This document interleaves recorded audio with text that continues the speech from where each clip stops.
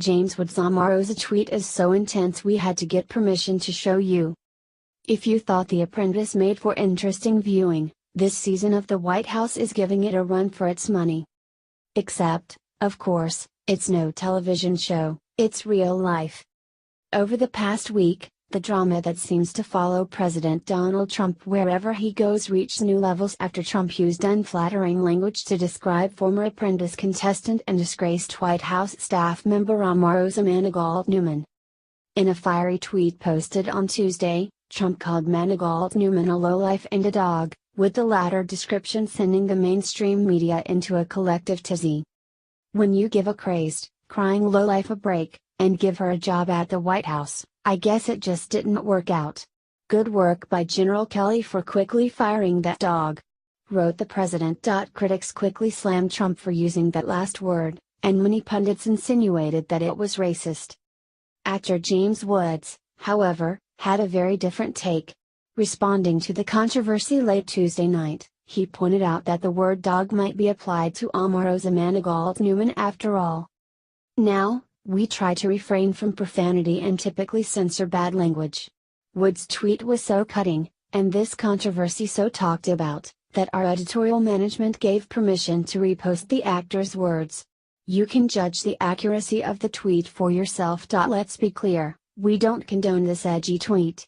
But cheeky as it is, the post raises an interesting point. Trump may have chosen the word dog in order to avoid using a much cruder description, the one that starts with a B. The reality is that adults sometimes use harsh language to get a point across.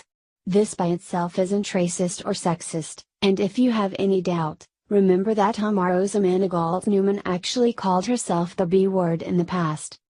Yes, the media seems to have forgotten that the same woman proudly referred to herself as a BTCH in her own book. Long before Manigault-Newman's Unhinged became the temporary talk of Washington, her book The BTCH Switch was published in 2008 and featured Omarosa's face, looking particularly intense, on its cover. Then there's the fact that Trump has used the term dog to refer to nearly a dozen different people, including men and women, no matter their race. One of the most recent was Steve Bannon, who, like Manigault-Newman, was unceremoniously dropped as an advisor after speaking badly about the president to an unscrupulous author.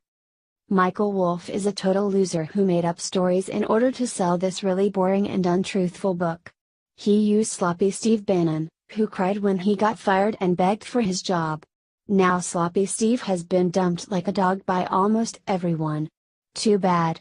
Trump posted in January. It should be noted that Bannon was a former friend of Trump and is, if you look closely, very white. In other words, it appears dog is Trump's go-to word for people he feels have betrayed him, and is not being used in a racist or even sexist way. Does that make it acceptable to use? Not necessarily. But it does deflate the one-sided narrative being pushed right now, and there